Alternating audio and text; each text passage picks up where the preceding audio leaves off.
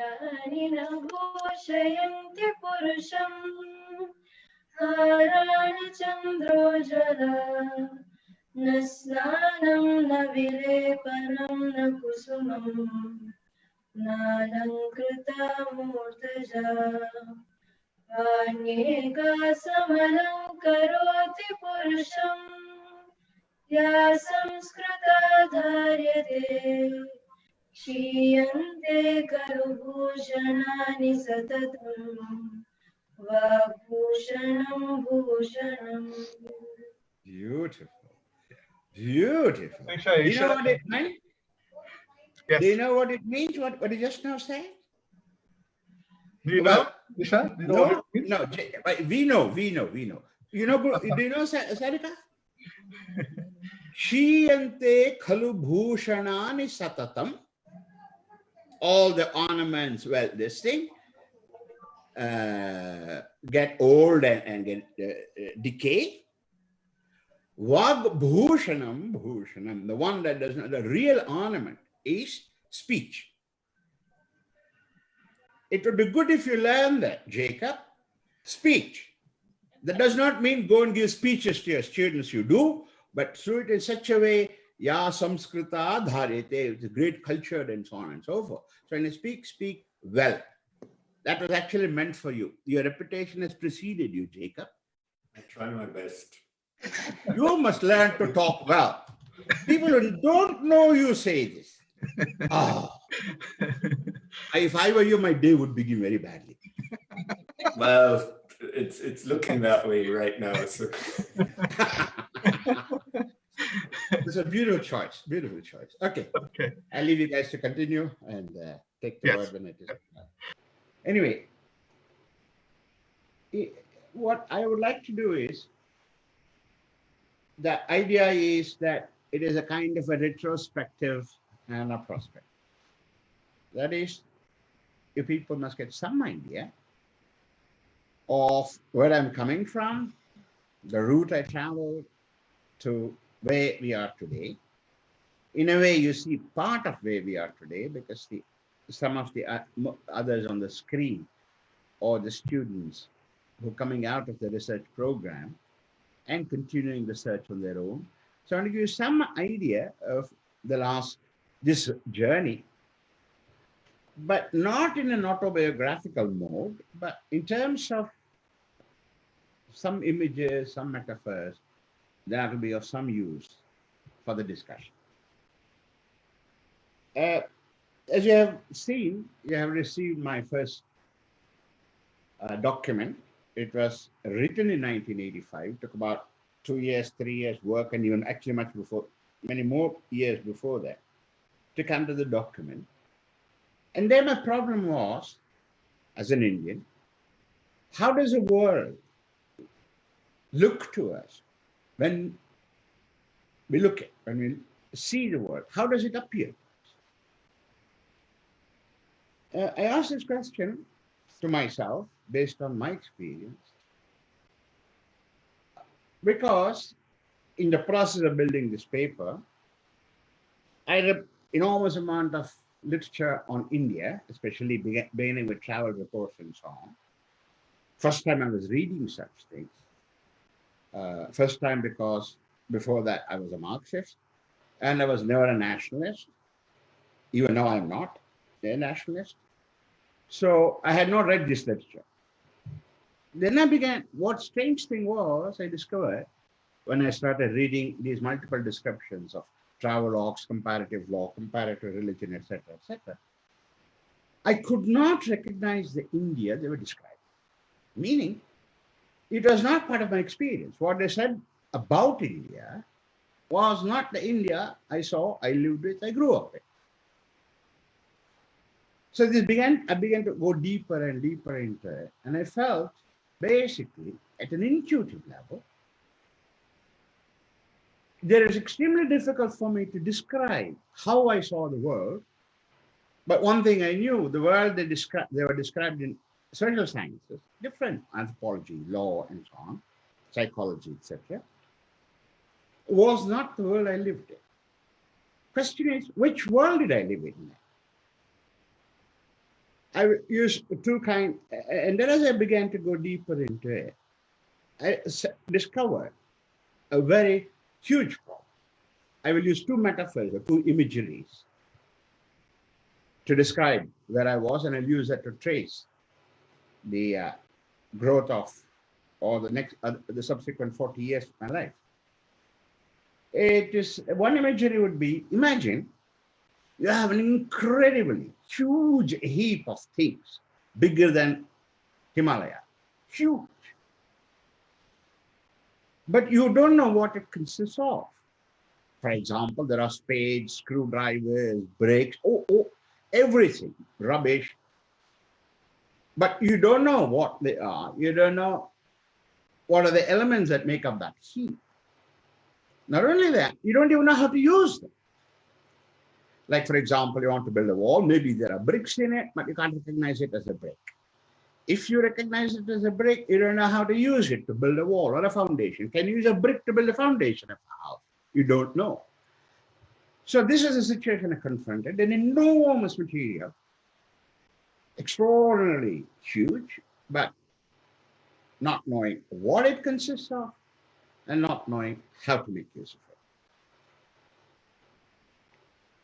This is not only my problem, I began to discover, it's a problem of all of us in India. We actually don't know what there is and what we should use and how. Now, let's make the metaphor, this imagery, a bit more concrete and describe this imagery in terms of materials, of books and so on and so forth, literature. Now, imagine that you know the word daffodil, rose, whatever. Just one word, daffodil, rose, some flower, some fruit. And you have this material in front of you, which people have told you is about daffodil, is about mango, whatever it is. So I'll just use the word daffodil as an example.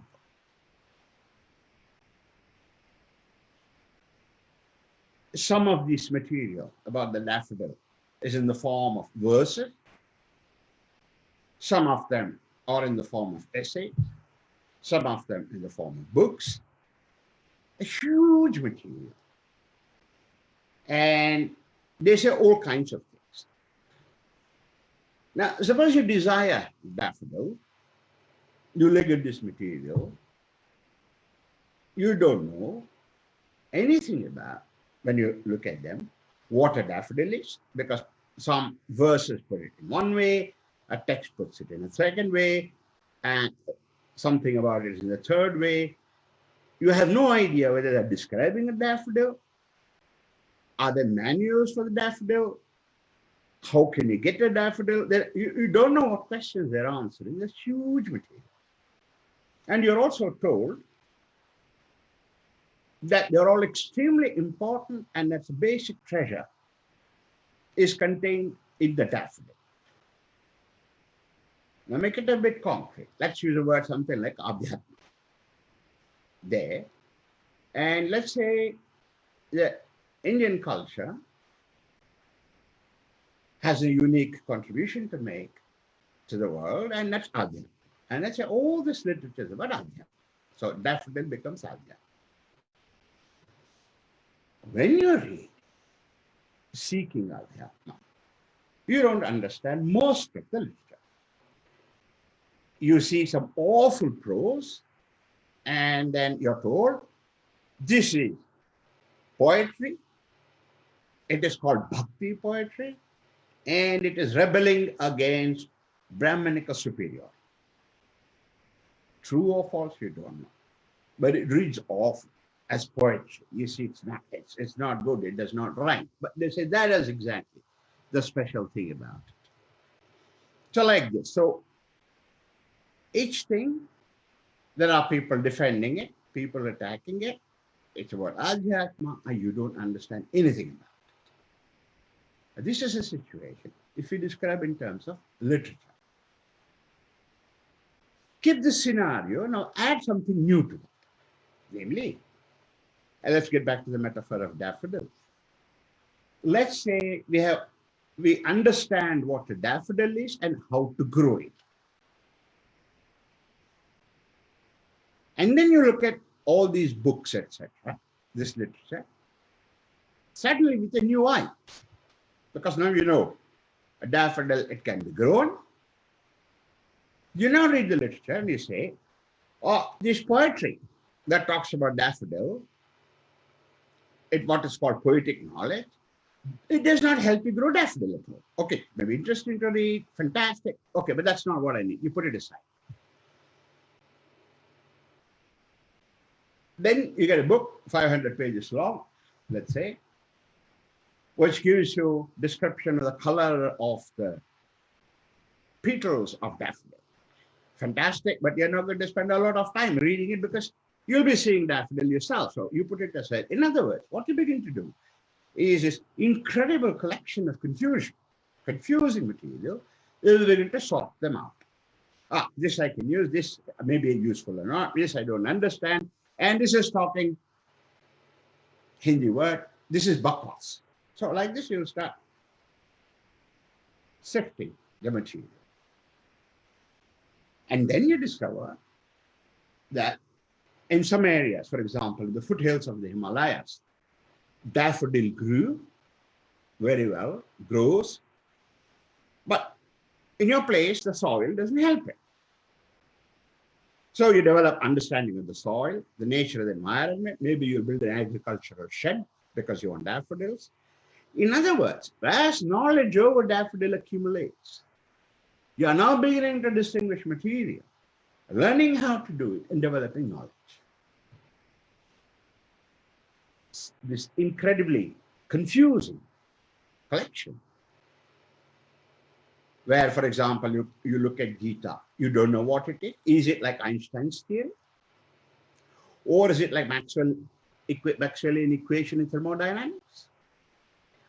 Is it like the lectures on physics of Richard Feynman, which students read even today to learn physics?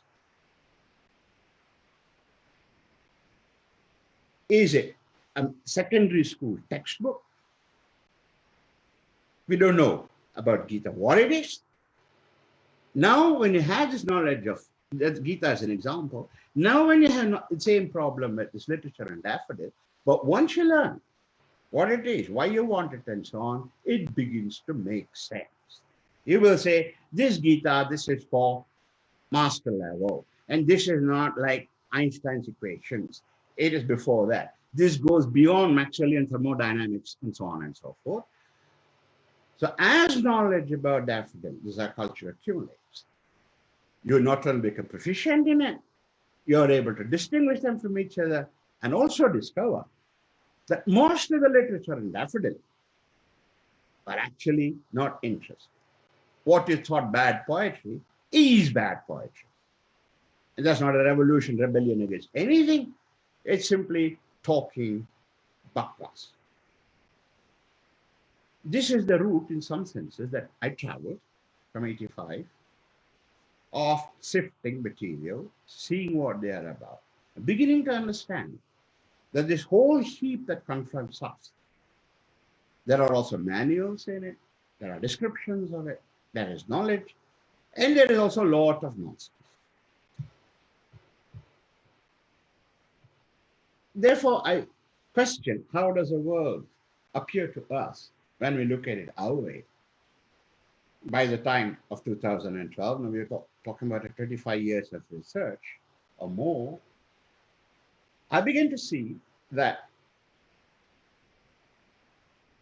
the next generation, subsequent generation of Indians will face one fundamental problem, which is, or task, not a problem, task, which is asking the question about what it means or what it is to be Indian or Asian.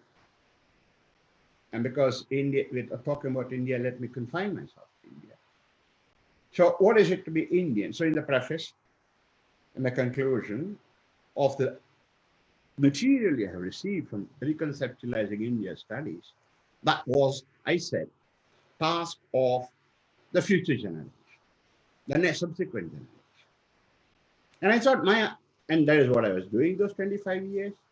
I said, what we need to do now is begin the process of sifting, wheat from chaff, as they say, the good from the bad, knowledge from bakwas. So start, and one other thing was, I discovered in this 25 years, that a lot of bakwas had to do, in fact, almost all of it that I encountered, had to do with scholarship produced in the Western culture, Europe and America and so on, and Indians imitating very blindly as many of us do today, especially younger children, is to be modern is to have iPhone, to be Nike, and so on and so forth. So this way of imitation, that's what most Indian intellectuals were doing for more than 100, 150 years. They were repeating and reproducing stories from the West. Stories meaning from the social sciences. So after about 25 years, I discovered that my task consists of fundamentally clearing that deadwood to allow you, the young people, the future generation, to go and answer the question, what is India? What is it to be Indian? And what were our ancestors for 2,000, 3,000 years? What were they doing? Because the story I was brought up in, all these people defended caste system, sati, dowry, and so on and so forth. And as they say in my literature, only good thing was we had a Gandhi, we had a Buddha, and both fought, especially Buddha, fought against Brahmanism, Hinduism. And now and then somebody would tell us, we also discovered zero. The point is, we did not discover zero. Maybe we did, but what they were saying is something different. India is a big zero, they were saying. And that's true. Not how it was, but what had happened in the last 100 years. What India did, what India was a big zero. So therefore, to build something out of, in that space, you had to clear the deadwood. So I spent a lot of time studying and training people to look at sociology, political science, psychology, anthropology, comparative law, and so on, multiple domains, interrogating what the problem was in these so-called theories about society and culture. And what is the problem when we took them over and reproduced them mindlessly? Like, for example, Indian liberals keep on talking about extraordinary thing about liberalism and tolerance. And because until before liberalism came, that was his association, we did no tolerance. Talking about human rights, suggesting that thanks to human rights, we don't, let's say, torture people with different political opinions. Meaning, where there is no human rights, there is, for example, torturing of political prisoners. I discovered that, for example, there was never torturing of political prisoners for 2,000 years in Indian literature. Maybe there was there in Indian society, it's not there in the literature. And absence of ideas of human rights does not mean that we trample and torture human beings. So you don't need that to respect individuals. So the question is, what else did we have? How did we do that? And then I discovered, for example, human rights actually emerges in a theological debate in Europe for 150 years within Catholic Church, with the Franciscan and the Dominicans. And it requires assumptions, ideas about God, Jesus, and so on and so forth. Simply put, I just began to see that Western social sciences were not sciences at all. They were, to use a loose word today, ideologies. They're not sciences. So when Indian sociologists, Indian political scientists, Indian anthropologists, and so on and so on and so on, use that to understand India, they were actually selling an ideology, series of ideologies perhaps. And that is why you find none of the Indian social scientists have produced anything which is important, even though someone like Amartya Sen got the Nobel Prize for his work. But that is purely mathematical economics. It's not anything about India. So it's not that we don't have brilliant people who don't get Nobel Prizes, though we don't get many. Reproducing Western theories, Western stories about India doesn't take us forward. So clear the deadwood. The task I set for the future, what does it mean to be an Indian? The third, and that's the book now I'm writing, not the third book, the third, this is 2020, the book I'm now writing, carries the title, What Does It Mean to Be Indian? That is to say, the task of it is not a task for the future generations alone, but it's a task we have to start addressing today with the hope, definitely, of developing it further. Now, if you look at this sketch, very light sketch I have given, you notice something interesting. I began with the idea, how does the world look to us? And I say there, look, we can't assess Western social sciences today. We don't know how to do it. We express our intuitions looking at Western social theories. 1985. By 2012 already, I'm saying, no, we have to think about what is to be an Indian. And I began to criticize Western social theories without developing a good alternative as yet, because I was able to see that these theories were not expressing any kind of knowledge. And that's why you can criticize it, even if there are no alternative theories. Now, this is the third phase, where I'm talking about what is it to be Indian. And underlying that, if you have read it carefully, you say that that question is going to give us or lay the foundation for real, true sciences of society and culture. Look at the strange thing. If we understand, answer the question about what is to be an Indian, we'll be generating, creating, building a foundation for social science. Now, if some of you amongst you are computer scientists or physicists, you will notice something, especially computer scientists, about 70s or so, developed the phrase. It is called narrowing the search space.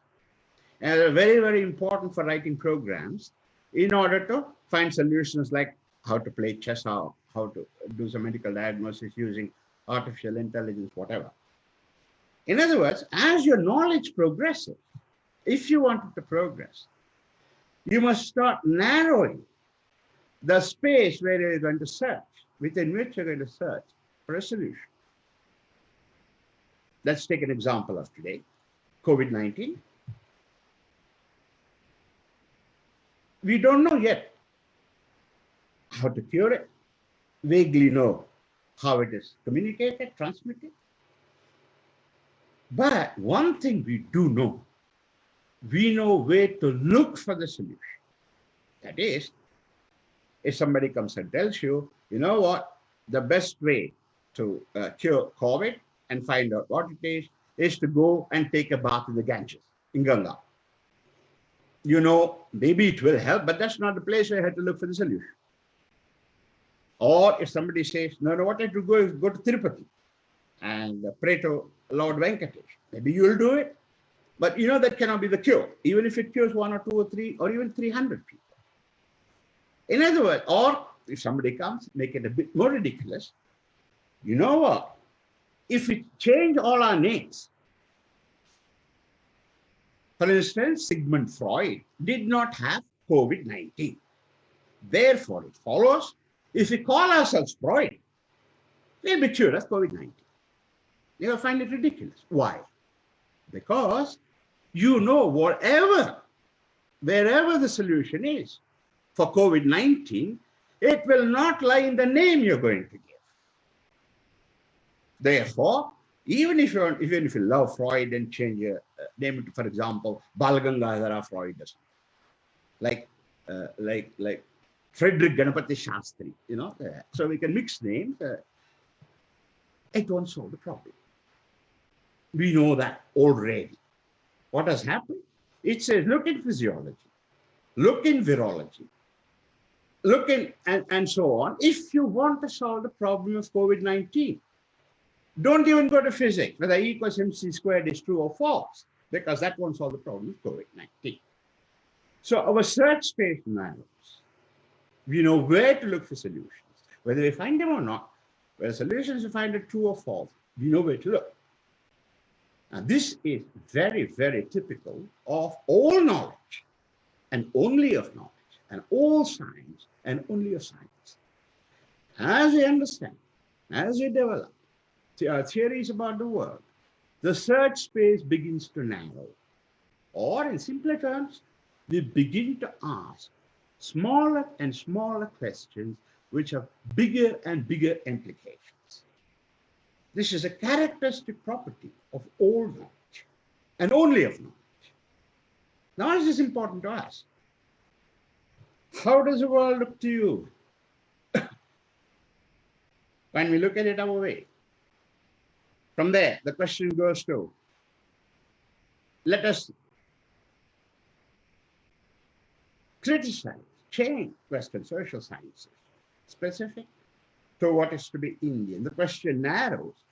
Because of the increase in knowledge, now I realize that that question, which has become very sharp, because in a way it has easy answers. What is it to be Indian? Very simple, get an Indian passport, of course. We know that's not the answer. Why not? Because it's like saying, change your name to Sigmund Freud to cure COVID-19. So this is the question. When it narrows, it also tells you where to look for it, one, and what counts as an answer. The root, in other words, why is it so important to know this, to tell you this, is to give you two things which are important, which you must use. There are many people in the marketplace, including me, who are selling you stories about what India is, what Indian culture is, what Indian religions are, and so on and so forth. Question is, how do you choose? What story will you pick and why? The route I have followed is also a way, the criteria to test whether any of these stories, including mine, is knowledge or not. And how do you do that? See if the story of that research continues to narrow search space, asks more and more precise questions. Does it allow, what problems does it solve? What problems does it not solve? What are the alternative theories? In other words, this track that I have followed the last 40 years, I claim, is the track of knowledge or developing understanding of human beings and their society. So when you come across stories telling you what India is, what Indian culture is, what the West is, and why we should attack the West, etc., etc., etc., because they're talking about human beings and society, use this criteria. How did it develop? Not biographical details, but how does it research develop? Track it. Ask questions. Does it narrow search space? Does it ask interesting questions? Solve? In other words, solve new problems. In other words, use these criteria to judge and to choose, because what we need is not ajnana, what we need is jnana. In other words, not bakwas and ignorance, but knowledge. So what I present to you today is not simply a story that has been built over the last 40 years, but a story which seems to appear that it has the properties of knowledge, properties of scientific thinking, because it is tracking exactly the route that knowledge and sciences follow. So use it to test what we are going to say today, to test what you're going to hear tomorrow or day after, because Srinivas says this is first in a series where they're going to invite great scholars to come and talk. Test it. Test it with these. Is it knowledge? Is it jnana? Or is it ajnana? Only that way they can go forward. So the question, what is it to be an Indian, is not a story about a psychology or about a adhyatma in abstract. No, The answer to that question will tell us what sciences of social, what knowledge of human beings and society is going to be. Now, there is something funny, which is my first attempt at this was "We Shall Not Cease from Exploration," written in 1985. Funnily enough,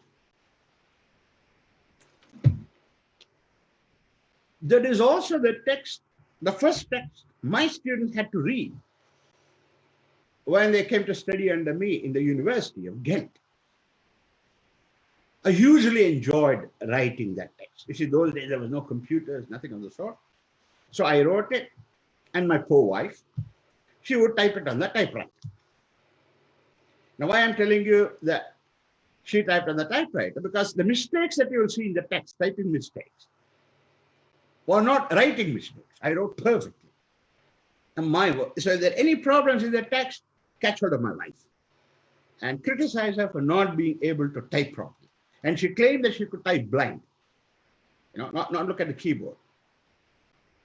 Say, when you close your eyes and do things, you don't know what the hell you're doing. So this blind typing, it is absolutely chaotic. So you'll discover that in that document. But nevertheless, I enjoyed writing it.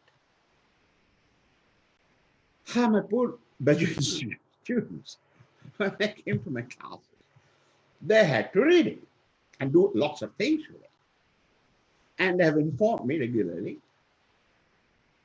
that it was not terrible experience, that I was a terrorizing person, a tyrannical person, and the most horrible experience. Untrue, by the way. Nevertheless, that's what they say. Horrible experience to read "We Shall Not Cease from Exploration." Ask yourself, seriously. I mean, you read it. Don't you find it really beautiful text? I don't know. I think Jacob the Rover, my first student, and now he's Professor Dr. Jacob the Rover, also my first colleague, was one of those unfortunate victims of "We Shall Not Cease from Exploration" experiment. I love experiments, as you know. And I did the experiment. He was the experimental subject, poor fellow. Maybe Jacob can assure me that it was also a wonderful experience. And if it does not, kindly don't believe a word of what he says. Jacob. Well, see, people, and what many of the things that Balu told you about our experience are true. And I'm still recovering, by the way. So if I look a bit angry, it's because I'm still recovering. It's not because I'm angry at you. Not recovering from the text. I mean, it's a beautifully written text, as Balu said. And recovering from all that came with it.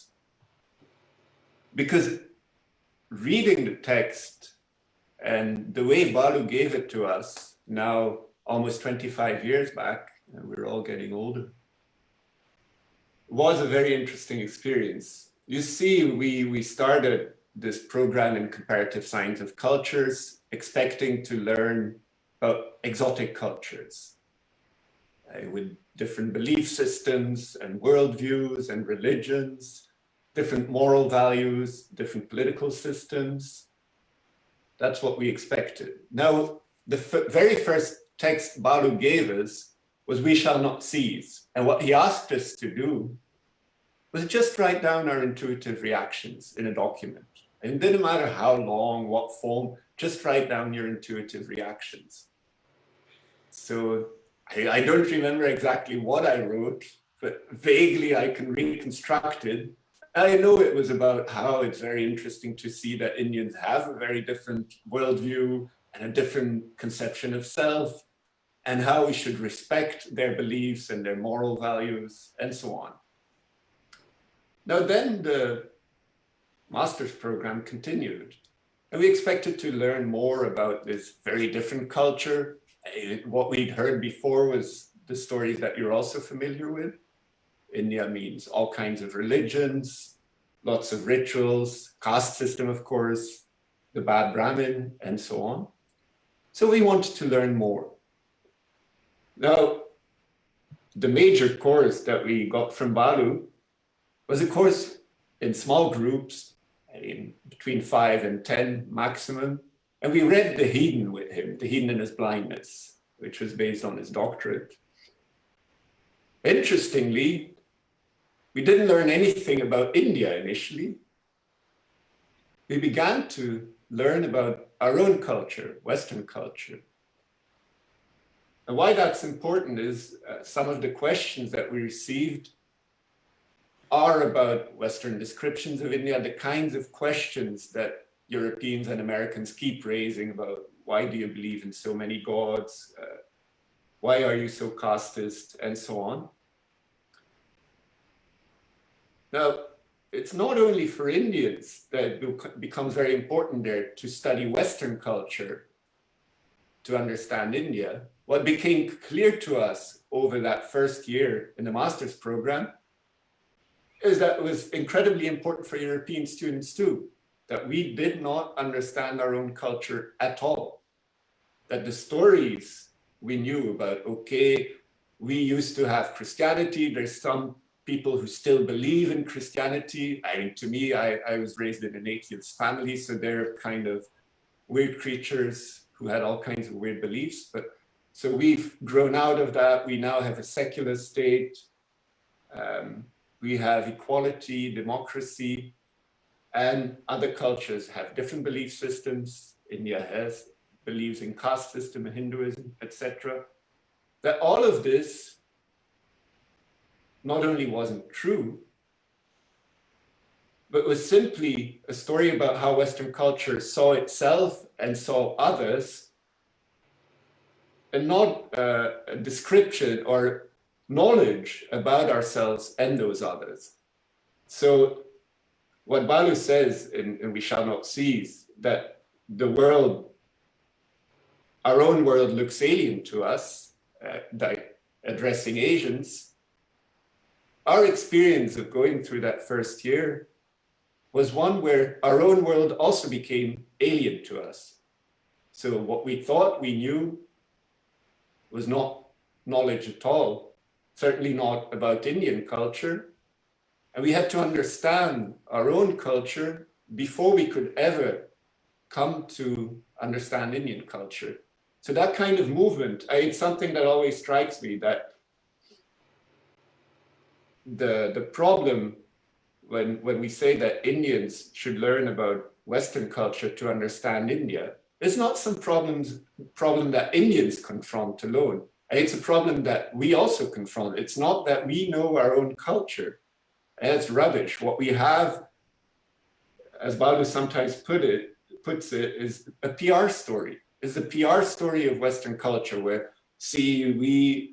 initially we had this fantastic Greco-Roman, very rational philosophical culture, then Christianity came, but then we escaped from that. The Renaissance came, Enlightenment came, scientific revolution came, democracy, legal system, and Western culture became this fantastic culture. That's the story we got from primary school onwards. And instead, while learning that our stories about India are not about India at all, but about Western culture, we also began to see that our stories about Western culture are simply not knowledge. That social sciences, as we had learned them, vaguely, it's not that we had been trained very well, but we'd learned some of the theories in social sciences about what society, politics, religion, etc. are like, that these social sciences did not give us knowledge at all, again. So I have this, Balu didn't go into autobiographical mode. I want to do that because while I was thinking about this, I had this beautiful memory. Seeing these classes, as the year progressed, the classes on the Heathen, where we sat together with Balu, groups of 5. At some point, when it had become clear to us that we didn't understand our own culture, he started emphasizing, social sciences will come into being through reflection on experience. You have to reflect on experience. And that's how you gain understanding, gain knowledge of human beings. So I remember really being puzzled by that statement. I mean, I knew how to use the word experience, reflect. It's not that I used it all that often, but I understood the sentence, reflect on experience. But I didn't know what the hell it meant. And I remember I still lived by a canal. Back then, I also lived by the same canal, the other side of town. So I had to walk home from those classes to my house. I walked by the canal. I kept wondering, yeah, I have to reflect on experience. Kept repeating it, sensing that my own world had become alien to me. And that reflection on experience was very important to begin to discover what my world was really like. Also finding out that social sciences didn't help there. It's not like the theories that we had available about religion, Christianity, how we had become secular, how democracy came into being, helped me there. So I can still see the footpath along which I walked. And that phrase keeps reverberating, that we have to reflect on experience. Now, at the end of the year, we had all forgotten about the intuitive reactions we had given to We Shall Not Cease from Exploration. And we'd simply forgotten. We didn't remember that we had to write those. So Balu said, okay, now turn back, read the text you wrote, and correct it. Reflect on it, correct it. So it was a shock to reread that after this one-year course, to discover that these intuitive reactions were precisely all the stories that we discovered were false, were not knowledge. I remember that I really said, see, different cultures have different belief systems. I referred to the Azmat of Indonesia as some kind of exotic tribe, saying that we have to respect those belief systems. They have their own religion and worldview. They have their own moral values. So something else happened. Balu asked us to reflect on that text. All of us wrote a completely different text, which had nothing to do with that first text. I mean, we didn't reflect on it. So he said, I mean, you're not reflecting on the text that you wrote. You're not trying to correct it. You're writing a completely new story. Typically, Balu, now reflect on that. Why you wrote a different text instead of thinking about what you believed 1 year ago, how you thought 1 year ago. So when Indians today, when we're saying to understand India, you have to first understand Western culture, it's not some unique situation. It's a situation everyone in the world faces, including Westerners. We don't understand our own culture, not at all. We have a bogus story about our own culture. So for us also, this is a kind of accessing our own culture, the research program that's developing. And what Balu has been teaching us is, well, with mixed success, is accessing our own culture. I want to ask you a question, because if I let this guy go on, oh yeah, sorry. he will undercutting everything I'm going to say. So believe only a little bit of what he told. Good things about me, you're allowed to believe. But there is an important thing he's saying.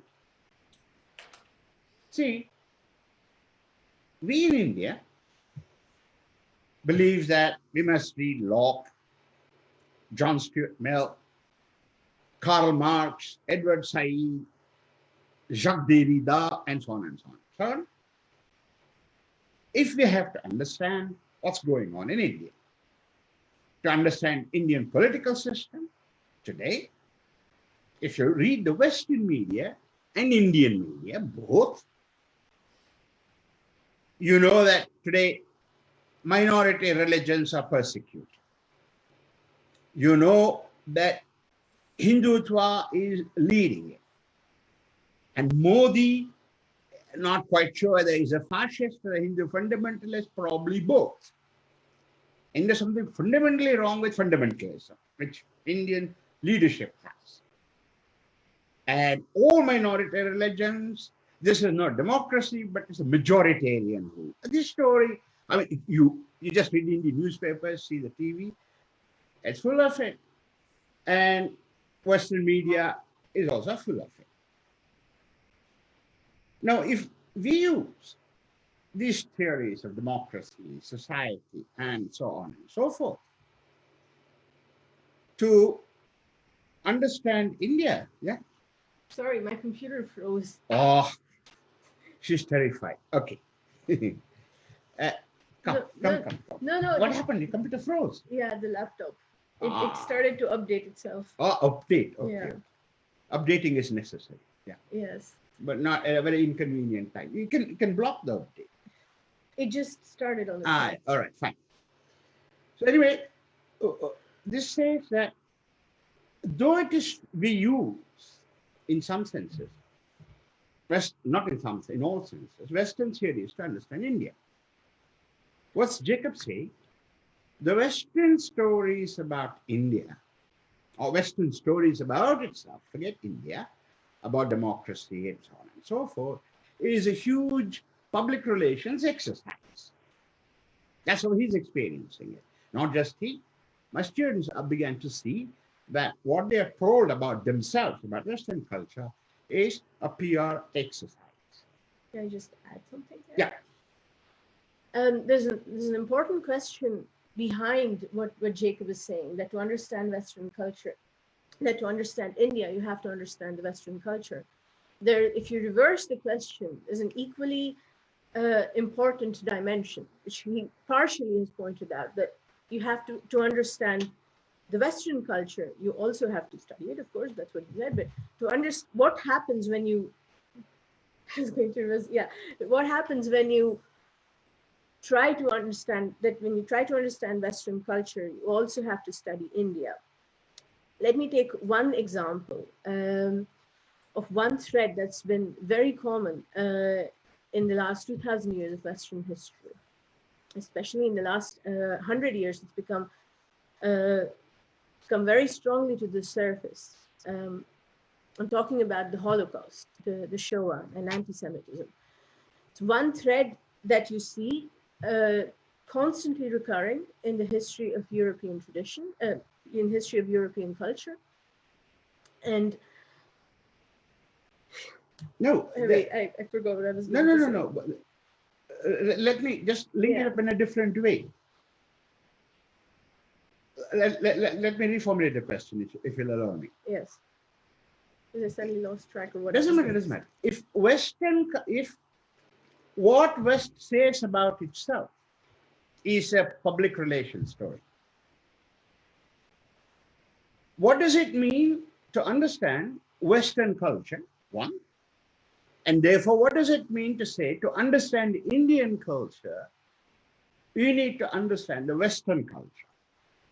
What does it mean in the sense if the stories about Western culture, theories in politics, society, anthropology, law, etc., is public relations, then what you understand is that Western culture is something that generates these public relations stories about itself and tells other cultures, look, this is how you must be. Yeah. So just to pick up from there, one of the things that is very typical of the story West tells about itself is how it has Enlightenment values. So Jacob just sketched the history. First they had these Greek or Roman empires and Christianity, then it was terrible, and then they escaped from it, and they had these the period of Enlightenment, and these amazing values emerged out of it: tolerance, democracy, rule of law. All these things were results of the period of Enlightenment. And what is also very typical of the PR story and what we're told in India today, India is communalist, huge problem with the minorities, the growth of the Hindu fundamentalist movement, and India should learn to be less authoritarian, which it's becoming, and more tolerant towards other cultures. Now, if you actually look at what is happening, there's something very, very strange. So that is the thread of anti-Semitism. Over the last 2,000 years, you've seen a hatred towards the Jews, which is called anti-Semitism, in Europe that recurs at multiple points in time. Now, it is also common sense. Many people have pointed it out. It's been said any number of times that India is the only country in the world where Jews were not persecuted, that they were treated very well. And there are small communities of Jews in Kerala and in Bombay and some other places as well. Bengal, yeah. So, but just that fact, it's a very interesting fact. But that's not enough to say, oh yeah, but you know, India used to be a pluralistic society, or India used to have tolerance, it doesn't have it anymore. It doesn't tell us anything.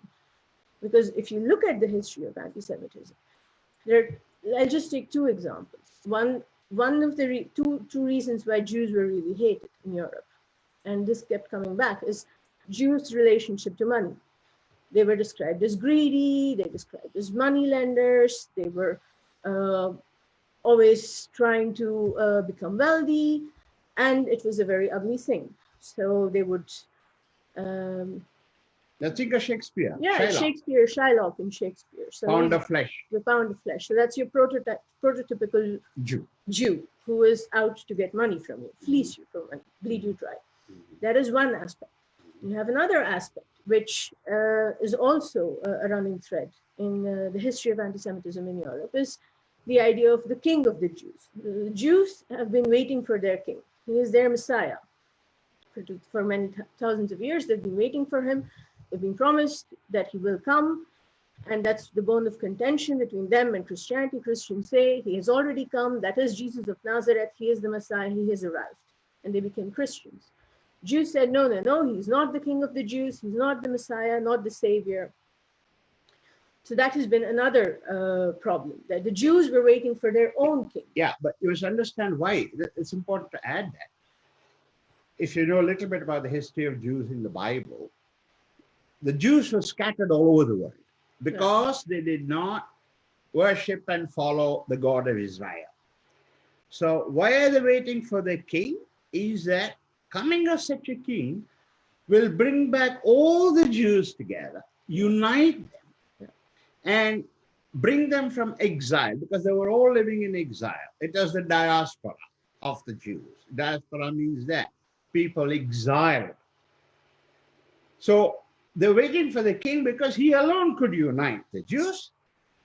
And they would be, of course, very, very loyal to that king and only to that king. Yeah. So that was another problem. And why was it a problem? Because Roman emperors and the Christian kings that came after, they said, well, you're waiting for your own king. You're loyal only to your own king who's not yet come, which means you're not loyal to us. You're not loyal to the emperor here, the king here. You're constantly trying to conspire. So the whole idea of the Jewish conspiracy that lives to this day also is fed from this idea that they're not loyal to the king, to the sovereign power that is there. It's worse. They're committing treason. They're committing treason. Because they're disloyal to the king, they're trying to depose him Yeah. and put their own king. Yeah. So these are two threats that you find in the history of anti-Semitism in over more than 2,000 years of Europe. Now, if you look at India, what you see is the following. So these small communities of Europe, at different times, escaping persecution and hatred and murder from in Europe, and they washed on. I mean, they ran away to India at different times in history. 2,000 years ago, then again in the 1600s, and then again in 1800s. So they came at multiple times. And one of the early things, they landed on a place called Shingli. So it's a little village or a little princely state. So it's called Shingli. And they landed there, and they were able to establish, the Indian kings who were there about 2,000 years ago were there, said, oh, look, okay, you're here, you can have land, you can establish yourself, no problem. Okay, you have your king, it's perfectly fine. You seem to be very loyal to him, okay. Very good. And the Jews established themselves, they traded, they were very good in finances. That was extremely appreciated. They said, oh, these people are extremely trustworthy. If you enter into monetary relationships with respect to money with them, then you can always rely on them. So the very two things, and they grew, and they were never persecuted. I mean, they were able to maintain their autonomy, they were able to keep to their traditions, they had their king, they could say, okay, no, we have our own king, we're waiting for him, he's not yet come, which means we have a different relationship to you as a king, no problem. We're going to try and become wealthy and try and have a very, be money lending, completely okay. No, wait, there's something more interesting than that. So here you have the Indian kings. Just think about it. You have the European kings, and the Jews had been waiting for your king. They're accused of treason. So they made the Indian princes in different parts of India, Bengal, Bombay, Maharashtra, and now Kerala and so on. And they were asked, what are you waiting for? We're waiting for our king. And they would tell these local kings, you are not our king. And what did our kings do? Oh, you're a wonderful people, that you're so loyal to your king. That is exactly how it should be.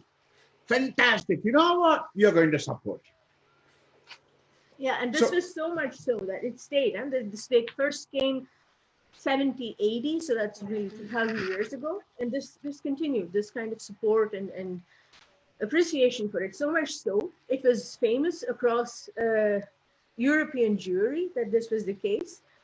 Like in 14th century, a rabbi, a Jewish rabbi and a poet, in travel, he writes, I traveled from Spain. I heard of the city of Shingli. I longed to see an Israeli king. Him I saw with my own eyes. Okay, so that's one. Second, these people, they lent money and had huge wealth. And what did they do? What did they do in Europe? Yeah, you want to say something? Yeah, no, continue. So they wanted. So what did the kings do in Europe? They taxed the Jews, took away their wealth because the kings needed it to go to wars and to do other things like drink beautiful wine and so on. Also. So anyway, Bordeaux wines, they're wonderful wines. So anyway, so it taxed these kings, the Jews.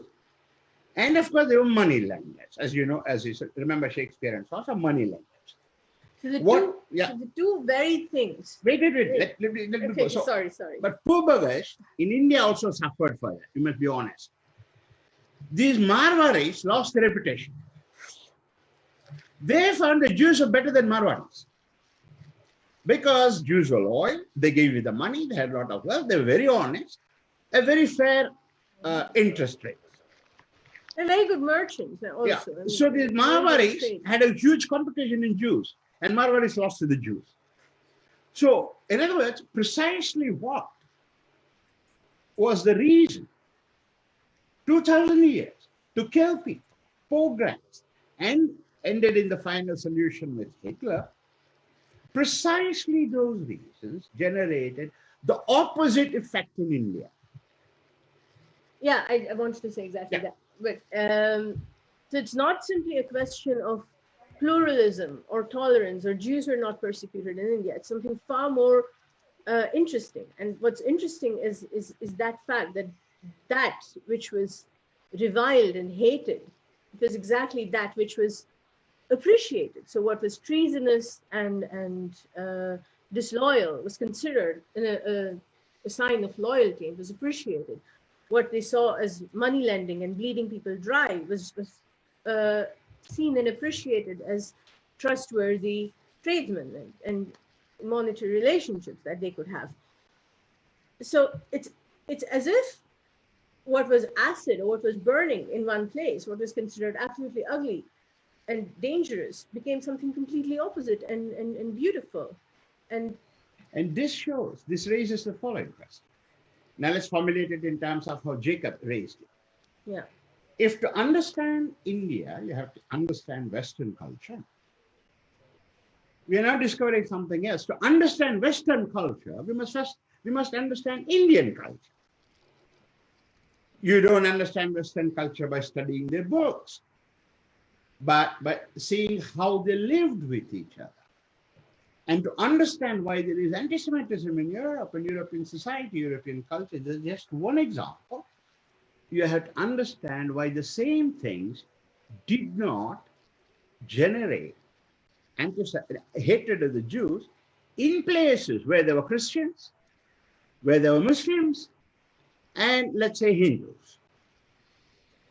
Yeah, the exactly same people where anywhere else, whether it's the Middle East or Europe, who were persecuting these people and who hated them. And there was enormous tragedy because of that. It's exactly the same people managed to live without animosity and hostility and hatred towards each other in a completely different place. So understand, yeah. So this raises, and now look at the issue. So two things we have to understand Western culture, to understand Indian culture, to understand Western culture, understand Western culture, to understand Indian culture, and the hatred between communities, say the Jews and the Christians, the Jews and the Muslims, was absent in India.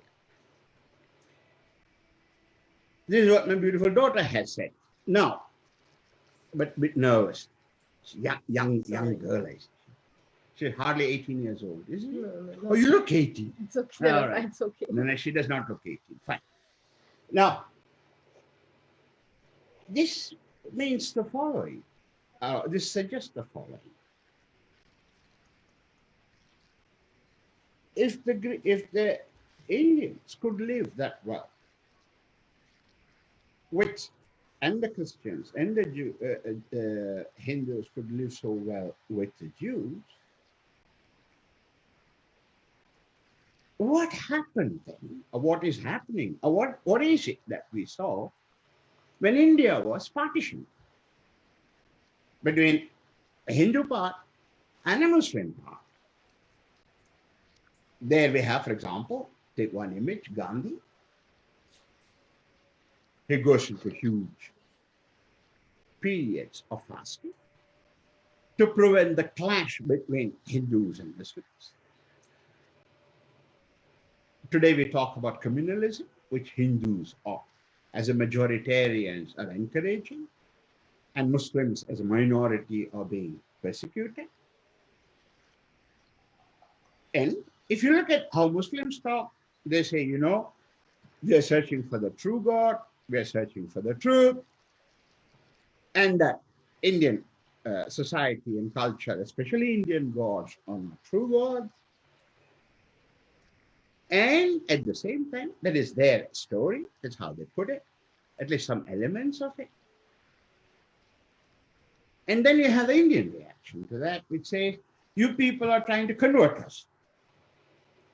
You want Indians to be converted into Islam or to Christianity or to other religions. And Gandhi was so bothered with it, he said, be a good Muslim, be a good Christian, be a good Jew, or be a good Hindu. Please don't convert. Now, what exactly is going on? Now we are studying Indian culture using the West. What exactly is this conversion that we are afraid of, that Gandhi was afraid of, people react against? What is a conversion that the Christians and the Muslims want to do? And what exactly is this true God they're all searching for, which they say we Indians don't have? This will help us, make us understand not only better what India is, because we'll be understanding what Christianity, what Islam, etc., what they are talking about, what conversion means, and so on. And Sarah, actually, I converted her. You what? Actually, Converted me. So, to what? When you go to these conversion stories, you have people coming and confessing, witnessing, as they call it. They witness. That's right. Is somebody saying something? Harikeran, are you saying something? No, okay. So you need people to come and witness, bear witness to the truth, bear witness to God, and so on. In all conversion meetings, they have this. So I've read it. My soul is not saved. I'm still not a Christian, but I like some of the practices, which is basically to convert people. Especially when who I convert is a beautiful girl like Sarah. Now I hope better than Jacob. I hope she'll tell such a beautiful story about her conversion to Baluism. I will not talk about that. But thank you, Balu, thank you, Balu, for also inviting me to say a couple of things, because you were just talking about this question of truth and conversion. And yeah, in my research, I stumbled across this question many times. And it's a very difficult point, because when I was studying Gandhi, and I also studied the debates in the Constituent Assembly before formulating the Indian Constitution, this problem came to the surface many times. And it was very, very difficult for me to start seeing what the problem was. Of course, my primary question was about religious conversion. I wanted to understand, what is this debate on religious conversion actually about?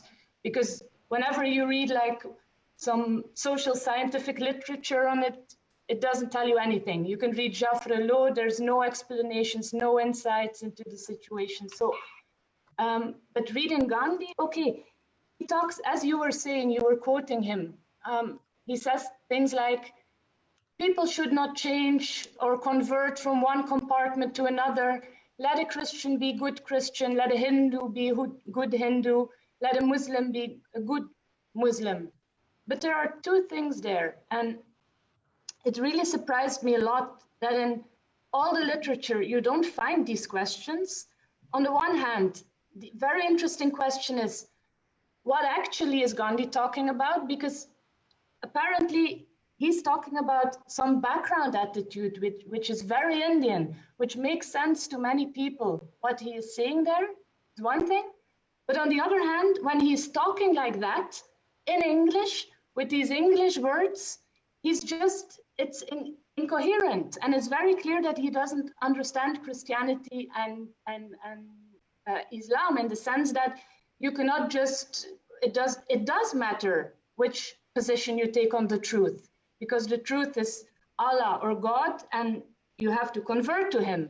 So these elements are there. And also in the Constituent Assembly debates, people just talk, they use words like conscience, religion, conversion, will, truth, and especially this truth.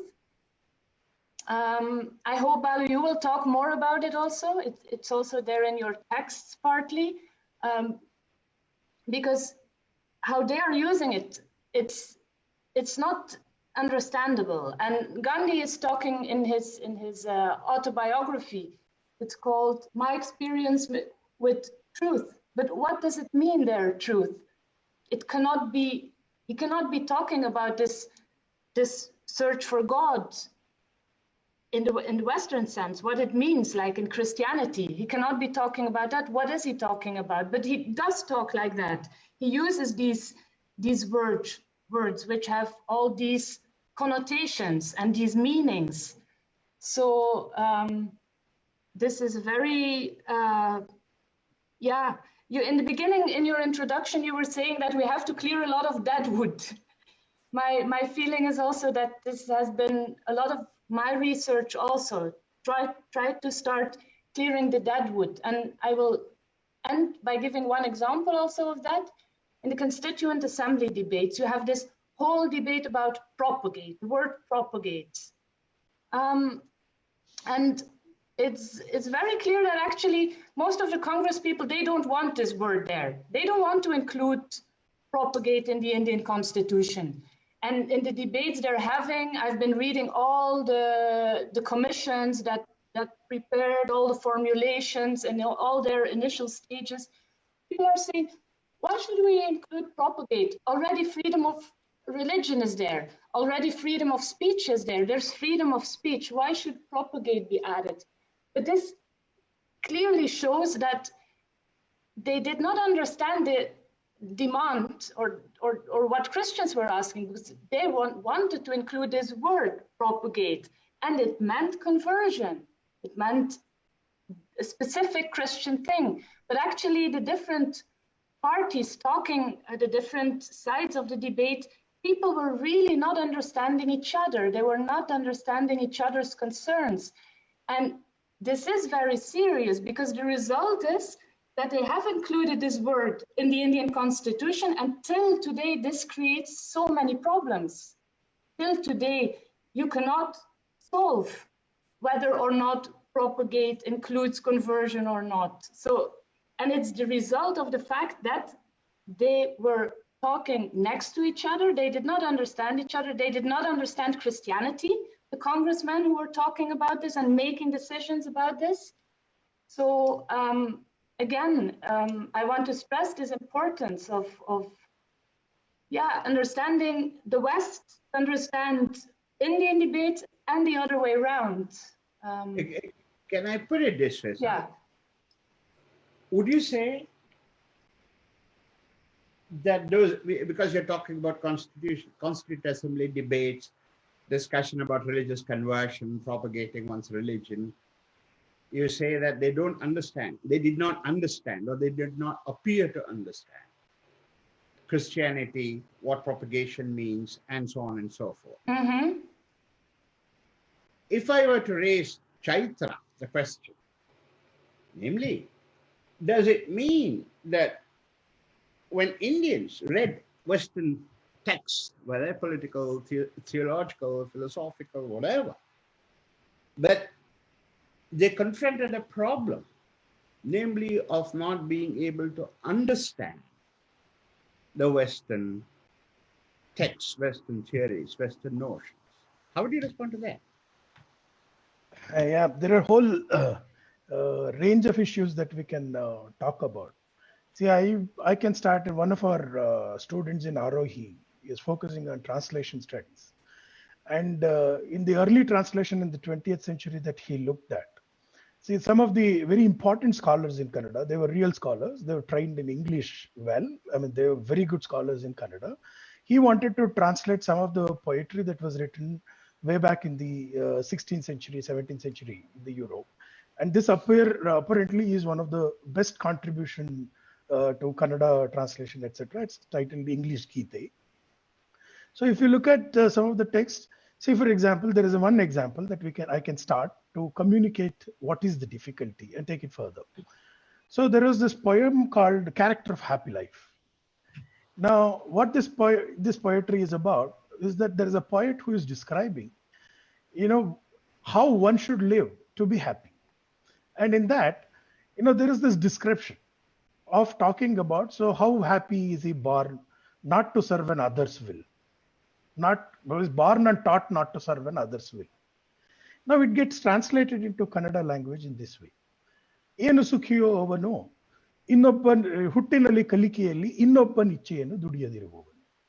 Now, one of the projects that he was actually trying to launch in the early part of the 20th century is to bring Western culture to India and take Indian culture to West, so that there is an exchange that is happening. And let's look at what is his translation. Now, one of the things it does is, see, if you read the Kannada lines, so the person who is not, he translates will as Ichche into Kannada language when he's writing it in Kannada for Kannada audience.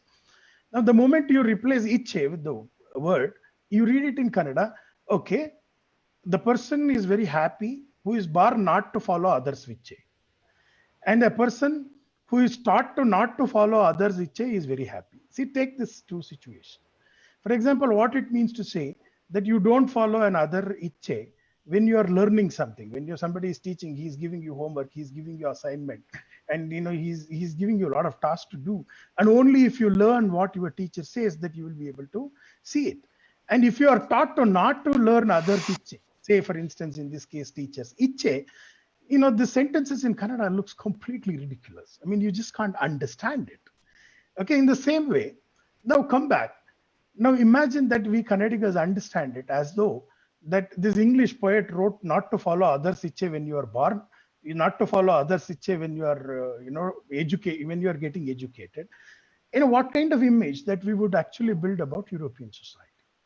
Now, what will, etc. is, what conscience is, we will come back to it at some other point in time, because it means completely different thing in the scheme of things that exists in the way European cultures understand it. I will take one more step further. It's not just about the reading text. Look at our common sense conversations today that exist, that we talk about, say, for example, things like liberal, Oh, you are a liberal man. Oh, you're very liberal, etc. And we use it very frequently, and actually we keep pronouncing judgments about it. And we also have equivalent words for that in Kannada. So I just highlight a simple conversation that happened between, say, one of the very important Kannada writer called Masti Venkatesh Iyengar and another linguist. And this man, Masti Venkatesh Iyengar, meets another young linguist some 25 years back. And there, that linguist asks, "Sir, you have been editing this magazine. So can I call your editorial positions as some kind of liberal positions?" And immediately Masti turns back and asks him, uh, "What did you ask?" So he suddenly translate that word liberal into Kannada and say, "Udaravadi dhorane." No, he simply says, "I know Udarvasa is translation of the liberal, but what do you want to know from what I have written?"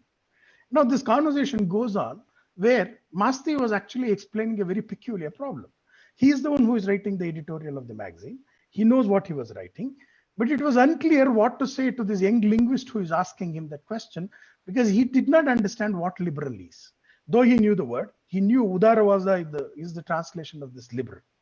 Now, this is at the second level. Now we can go on adding, for example, there are poets who have written there are Kannada intellectuals who have written descriptions of their father. Now, if you look at the description of the father, my father was doing the good thing, there is this bad thing, etc. When these images were built, he's saying more or less my father looks like a feudal. But if you take the description of what constitutes feudal, and then look at the description that these people offers to this father, suddenly you would realize that his father's life has nothing to do with what could be sketched as something which is feudal. Now, at one level, we don't understand these texts on which we are heavily dependent. For example, when you are reading literature, social science, etc., you have to read the text that Balu has already mentioned. You have to read Derrida, Foucault. You have to read poetry in English, Commonwealth poetry, European, languages, etc., where you end up actually, encountering this will, conscience, grace, God, liberal, all these kind of ideas, the problems of ethics, they're simply confronted with us. Second, we are using these words in some kind of a third-rate translations, and then we wanted to talk about ourselves. So that's why, this guy behaves like a feudal, this guy is a liberal. So somebody asked me this question, yes, you do some examination evaluation in a liberal way. So he gave an example, what did he understand by saying that it is a liberal way? He understood it as giving some 2-3 marks extra so that he can pass. That is what his liberalism gets reduced to. And as a consequence, what happens? Neither we get hold of what these texts are saying in terms of the example of the poetry that I just took out, nor we understand what are we talking about our own question, like what Masti asked to this linguist about what should I answer you? Because I'm not getting the question that you're asking me. If I have to say whether I am liberal or not, I should understand what liberal is. I may know the translation of what liberal is, but it is not sufficient enough for me because I don't get what it is. Same with the feudal, same with the conscience. For example, there was another professor who met Jacob when Jacob was visiting Shimoga in Kuvempu University. Jacob actually spoke about this idea of conscience, how it is the voice of God within an individual within the Christian world. And suddenly this man comes up with the Bhagavad Gita shloka and say, this is what is conscience. We say it as Atmasakshi in Kannada. And if you carefully look at it, there is no way on this earth, if you use conscience to understand that particular shloka in Bhagavad Gita, you can make sense of it. So in that way, now, knowingly or unknowingly, we are actually, bundled with a range of ideas, to understand our text, understand ourselves, which are actually derived from European culture. In last 300 years, they have become today common sense. As a consequence, these things have become common sense. We don't know what are we talking about ourselves. We neither have an understanding of what kind of things that we are reading from European texts. It's wonderful because, but I hope it's something more than that. Namely, when we are ajnanis, we need jnana. And it appears you're full of it. But though we should now like to go further, I think the time schedule requires that I hand the mic back to the moderator, Srinivas. Srinivas, the word is Yeah. Yes. So we started a little late. I know we lost a little bit of time in the introductions. So if it is okay with all of you, we could continue until 2:15, and then we break for half an hour for lunch at 2:15. What do you think?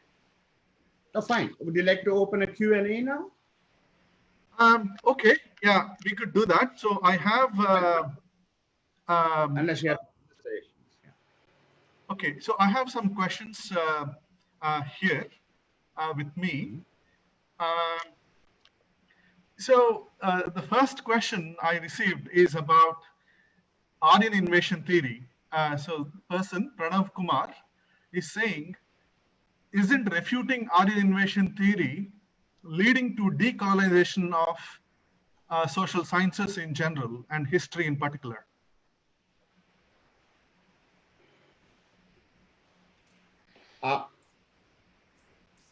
Actually, I'd like to ask more general, make a more general issue.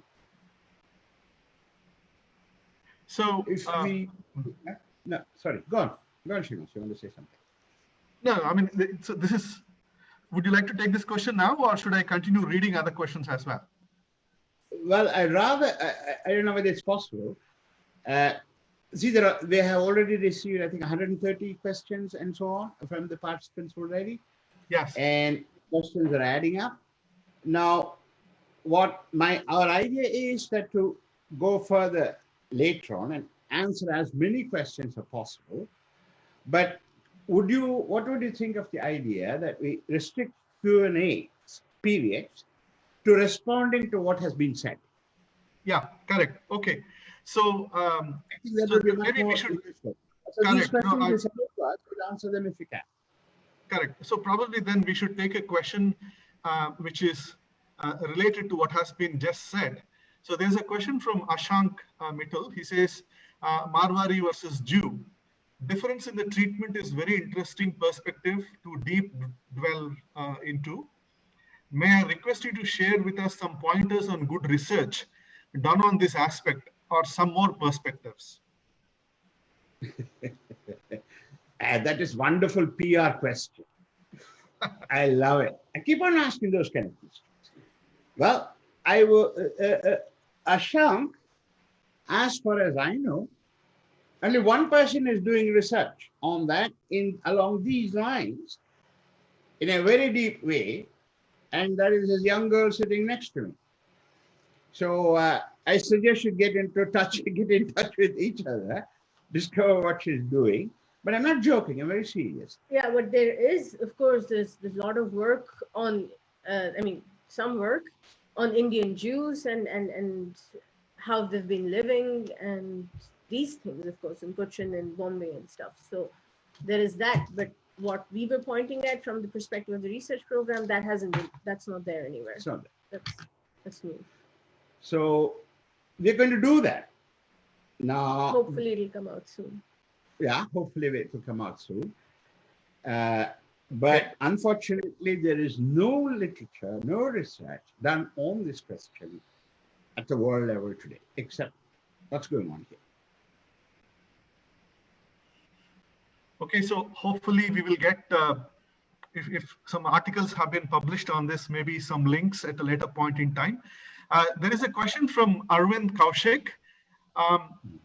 This probably is addressing Jacob from the way it reads. How is the nature of Westerners' ignorance of their own culture different from the Indian ignorance of their own culture? Oh, wow. Indeed, the question is for Jacob. Kindly don't ask me. I can't shift the question to you, Varu. That's usually my privilege. Mm-hmm. See, the short answer is, I don't know. But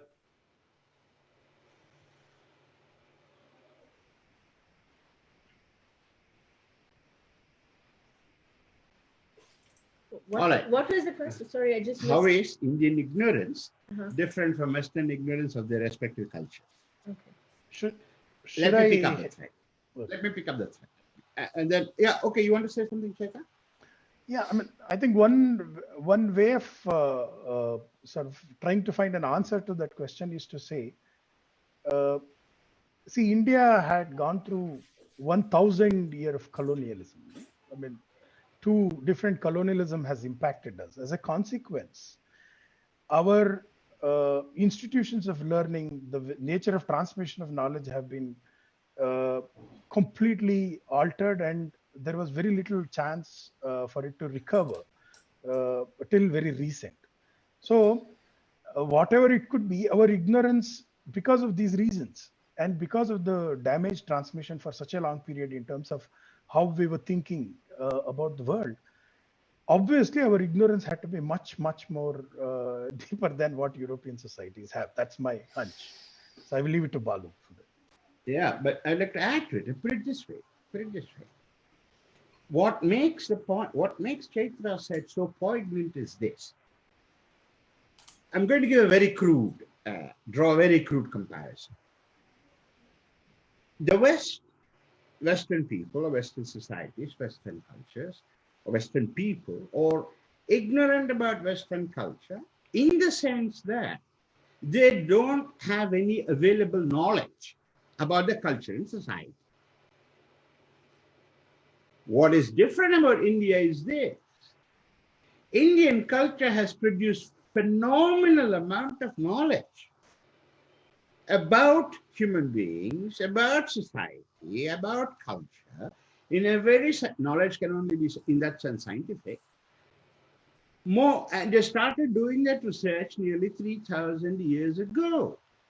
So for 1,500 years or more, Indians did research on human beings, on society, on culture.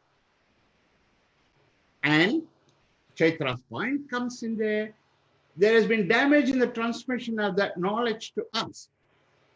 What does it mean? Indian ignorance of Indian culture and society is there despite the presence of knowledge about culture, society, and people. Western people are ignorant about culture, society, etc., because in the West there is no knowledge. Social sciences, as I said, is ideology. So we are knowledgeable people who love to be ignorant. Not love 1,000 years of colonialism, but if you just let that go.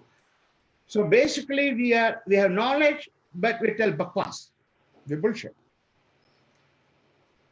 Europeans are bloody ignorant, but they're pretentious. They think they know. That's a difference, but both are ignorant.